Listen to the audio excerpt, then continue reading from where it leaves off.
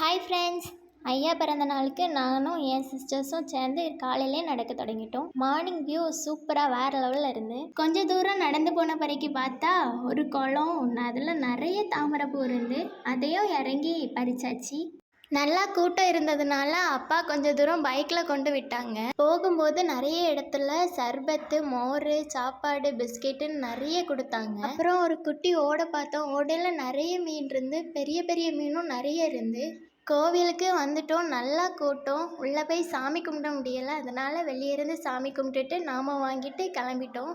அப்புறம் என் சிஸ்டர்ஸ் 2 பேரும் அவங்கவுங்களுக்கு என்னென்ன தேவையோ எல்லாத்தையும் வாங்க போயிட்டாங்க. நான் எனக்கு பபிள் ஷூட்டர் வாங்கியிருந்தேன். அப்புறம் ஐயாவோட ஊர்வலத்தில் போய் ஐயாவையும் பார்த்தாச்சு.